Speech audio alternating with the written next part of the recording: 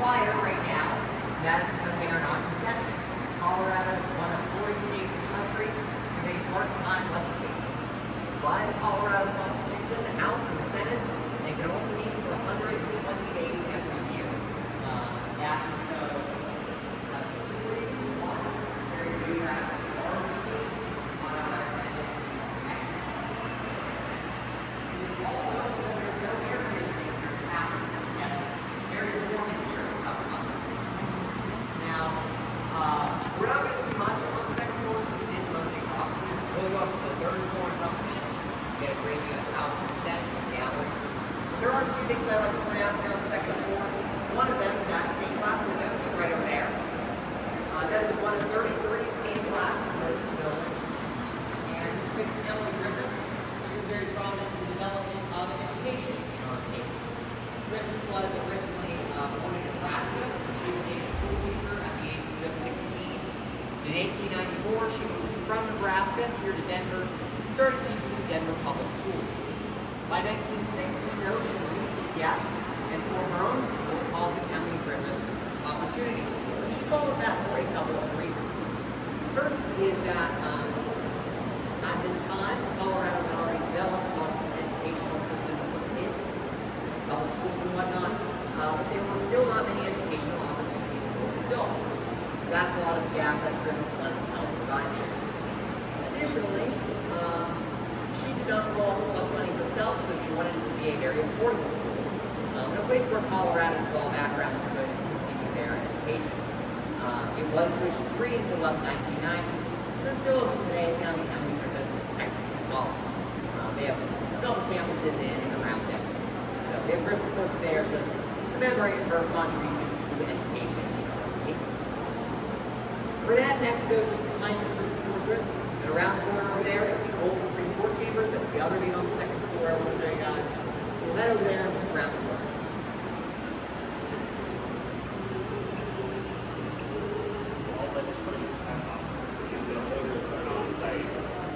They do. So there are 4 buildings part of the Capitol complex. Okay. But all of the legislators are in those buildings. Okay. So all of the other departments and nonpartisan staff are in other buildings.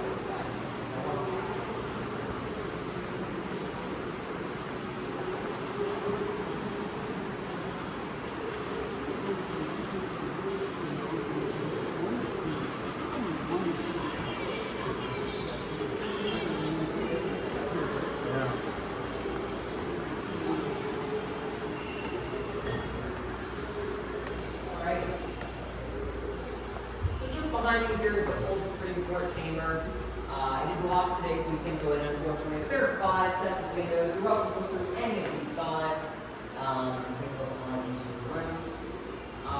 Back when this building opened, though, the original idea was that we would have all 3 branches of Colorado government under one roof. That was the case until 1977. The Supreme Court decided they didn't want to hang out with us anymore. Really, they needed more space, so they moved out.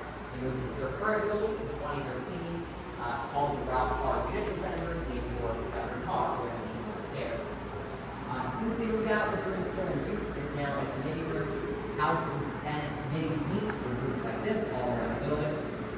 And in our state, any Coloradoan is entitled to testify about any bill they like. They get 3 minutes to say what you think of the bill, if you're for it, against it, or think it should be amended somehow. So that's how a lot of citizen participation happens here in Colorado. The room itself, there are 2 things I want to point out. First, we have a big chandelier right up there. That chandelier is a literal ton, and it is held up by just 1 cord. So imagine the weight of a station wagon just hanging from the ceiling there. It can also be raised and lowered, and then you change the lights or polish the brass. And additionally, there's an identical one in the House and the Senate, and all 3 of them were originally both wired with electricity and piped with gas. And that is because back in 1901, we did not know if electricity was the way of the future or if it was just some passing fad. So we wanted to be prepared for either situation. Of course, electricity won out. And they would permanently shut off the gas to the building in the 1930s because it caused a small fire to break out in our governor's office. The other thing I'd like to mention, in addition to that chandelier, is we have those 5 stained glass windows back there. Those are our heritage windows. They were added that same year in '77 when the Supreme Court moved out. And they're meant to depict various historical figures in Colorado. But I like to point out the one all the way on my far right side, your guys' far left over there. And that depicts Don Miera, who led the Escalante expedition of 1776. That expedition was a group of Spanish conquistadors. They explored much of southwestern Colorado, as well as parts of Utah, Arizona, and New Mexico. And they were among the first Europeans in this part of North America. And when they came across the Colorado River, they named it the Colorado, the red soil and the red rocks around the base of the river.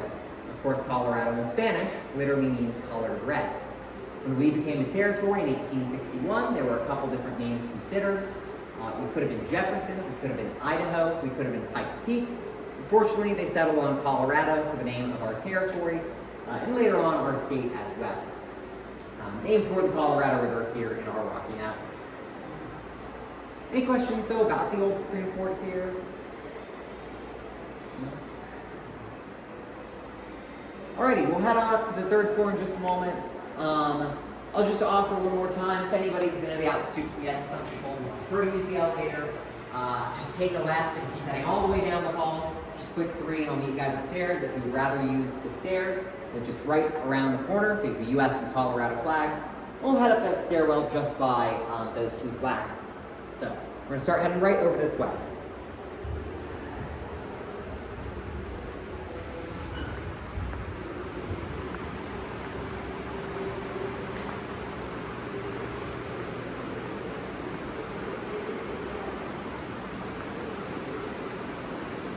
If you guys want to use the elevator, keep them that way. If you'd rather use the stairs, start heading up here.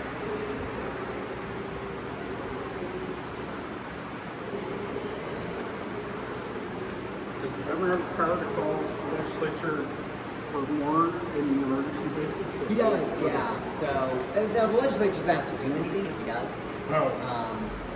And it's also pretty unpopular because legislators don't get paid.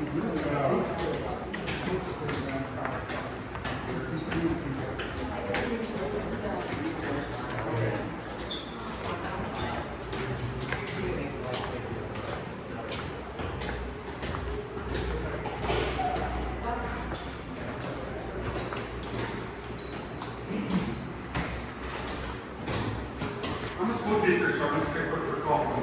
Oh, where are you really? What do you teach? High school math. I feel like it'd be hard to get students enthusiastic about it. The joke that I like to make is August through March, I'm a teacher, and April, man.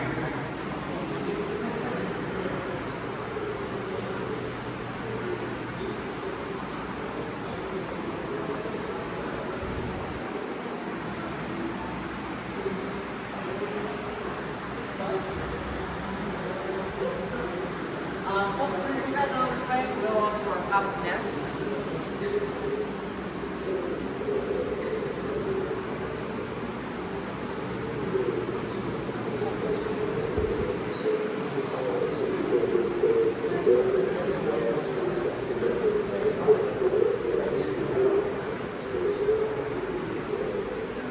What's the salary of I believe it's about $47,000 a year. To my knowledge, I could be wrong, but the Speaker and the Senate President don't have the extra salary.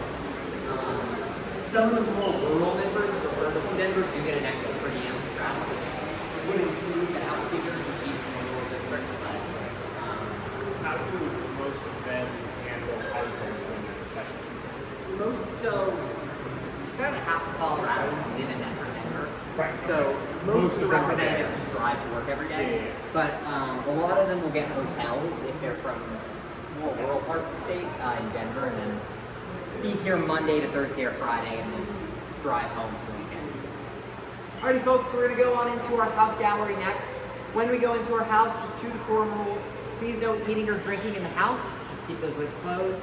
Additionally, if you have a hat, I'm going to ask them to remove those hats or wait outside if you would prefer. While we are in Senate, while we're in the House, rules do apply for the Senate as well, though, unless they are religious or medical in nature. So those 2 things in mind, we're going to head through this door right here. Please take a seat wherever is comfortable.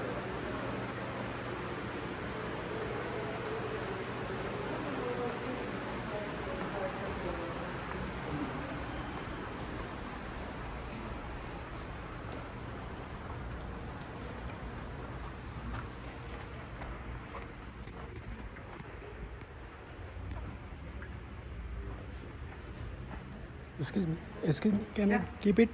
Yeah, absolutely.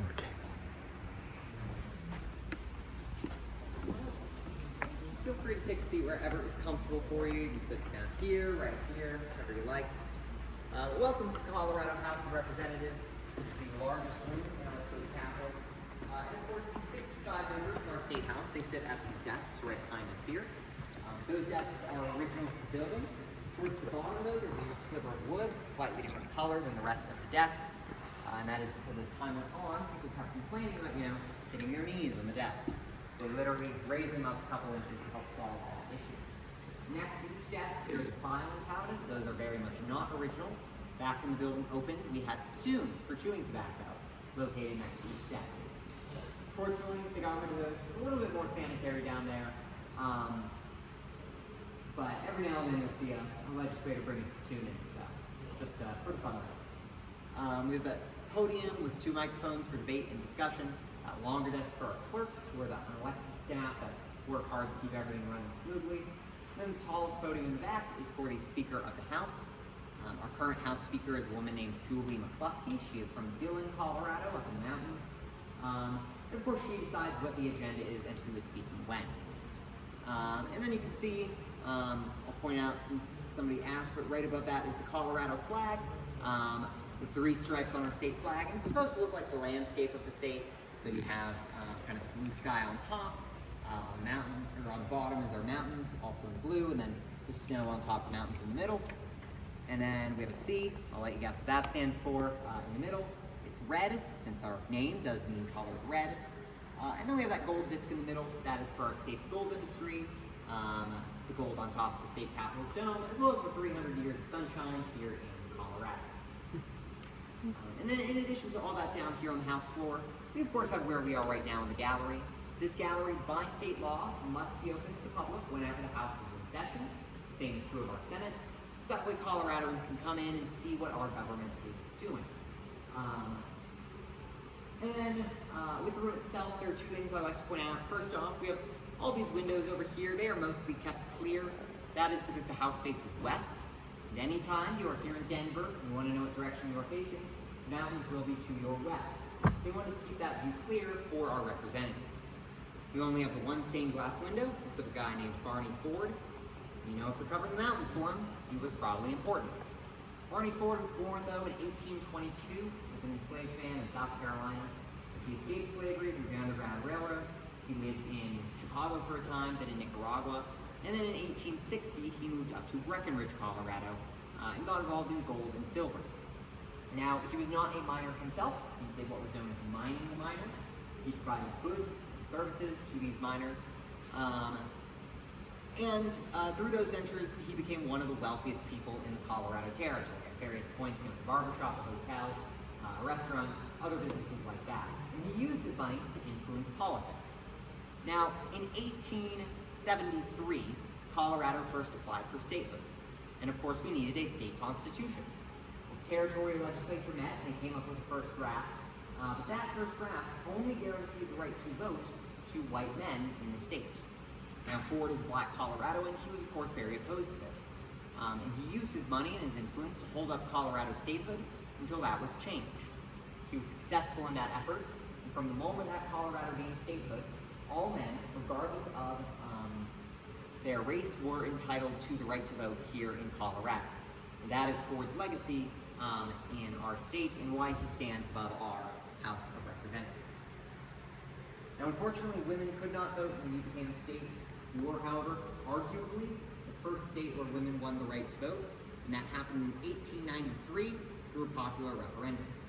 And I say arguably, if you drive about 3 hours north here and you visit our friends up at the Wyoming State Capitol in Cheyenne, they will tell you Wyoming was the first state where women won the right to vote. And Wyoming was very much the first place in America where that happened, but they were simply a territory at the time, whereas Colorado was already a full-blown state when that happened. So I like to think we win that one on a technicality. The following year, in 1894, 3 different women were elected to serve in our state house. And the other thing I like to point out, in addition to that windows, the history and significance behind them, we have that lovely design all along the walls and ceilings. That is the original look of the room, but it was not visible for a very long time. Back in the 1950s, they were concerned about echoing in our House and our Senate, so they covered up the walls, the ceilings, even the skylight with this really gross acoustic tiling. You know, these white panels, these little black dots all over them. And because smoking was allowed in here, they gradually turned from white to more of an off-yellow color. Now, fortunately, in 2016 here in the House, 2014 over in the Senate, there was a restoration project. All of those panels were taken off the walls. And the original walls were pretty much destroyed because they just put some glue on them back in the 50s. But they recreated the original design as close as they could to the original. And like the originals, all of those intricate patterns, they were all hand-painted using stenciling. You can see right over there, there's a plexiglass panel. It has a bit of that original wall left with those circular black blue spots, a bit of that acoustic tile in the corner that used to cover the whole room, and then of course what the wall looks like today. So it looks quite a bit nicer here in the house than it did about 15 or 20 years ago. Any questions about our house here? I know, yeah, I would say a lot in the house. What are the screens in that back corner for? Oh, that's a great question. So, we only have this in the House, not the Senate, but we have electronic voting in the House. And so every member has those buttons on their desks. That's how they vote on bills, and they'll just have all their names, and they'll change color depending on how they vote.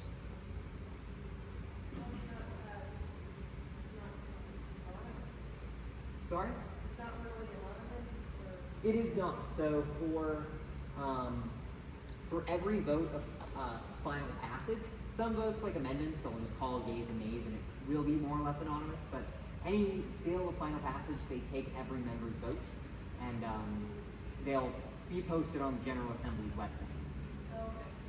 And Coloradans can look up their legislator and see how they vote. And yeah. The seats are for every city in Colorado? For every district, so every district has the same number of people. Some cities though, like I think Denver has 8 or 9 different districts in it because it's just so populous. And there are some rural districts that cover dozens of small towns and cities. Could you give me an example of district like? So, for example, there's one district that is just for Western Denver, just the western part of the city, kind of between like Federal and Sheridan, because each district has about 60,000 people in it or so. Okay. And then the House Speaker's district, she is from a very rural part of the state, so she represents several different counties, and those include dozens of towns in each, but most of them have very few people in them. Okay. So, Yeah. yeah. Any other questions? How many times these members come together for meetings? So from January to May, from Monday to Friday, and they start every day at 9 a.m. Every day. Monday to Friday, they get the weekends off. Yeah. And then, depending on what's going on, some days they'll only be in here for a couple hours, they'll move into committee work or constituent work or things like that. Other days they're here well into the evening, so it depends. Any other questions? Gallery seats are first come, first served? The first come, first serve, and there's no ticketing or anything. You just come in, and if there are seats open, you're welcome to come in. Any other questions? All right, we're gonna head on out of the house, and then our dome is scheduled for 3:45, so we are gonna go on up to the dome now. If you would like to check out the Senate after the tour, I would recommend doing so. It's a lovely chamber over there. So we'll head just right out these doors, and then we'll head on up to our dome.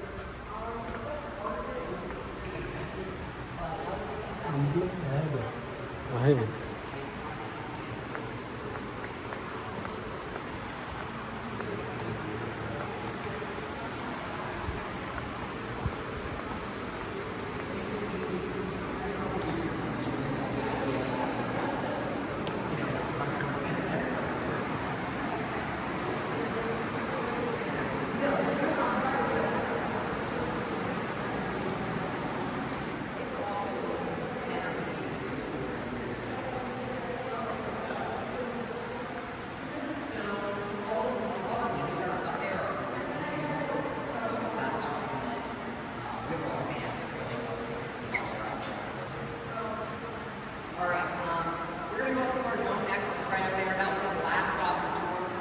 just so you guys know, though, is 99 steps from here on up to our dome. So,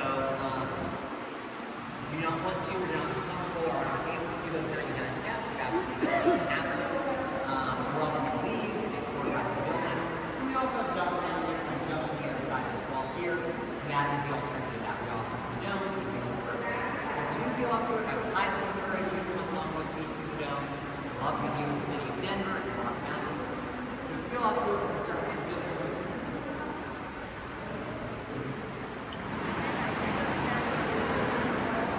चढ़ना तो नहीं दिख रहा है चढ़ने का तो विचार तो है मामा समझ चल चढ़िए ना हाँ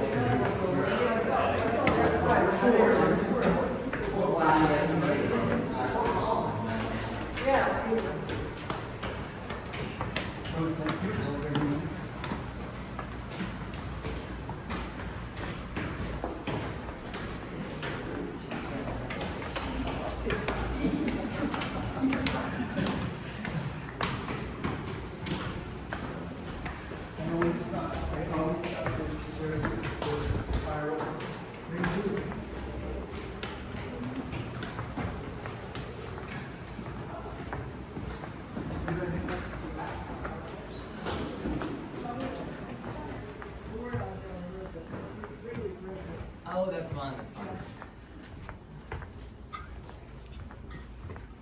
Alrighty, folks, we're gonna go up to the dome now. Just 3 rules for our dome. Please no running or roughhousing in the dome. Please don't stick anything through the railings. That includes phones and cameras.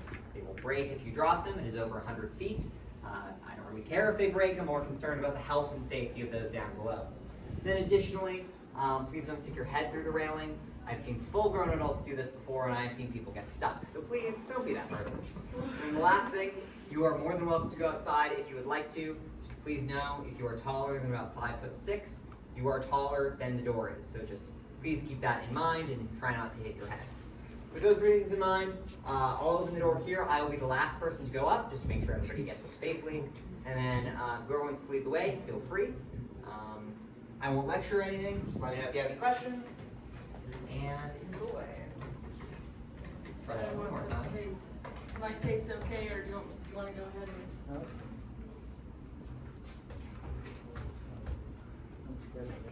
Thank you.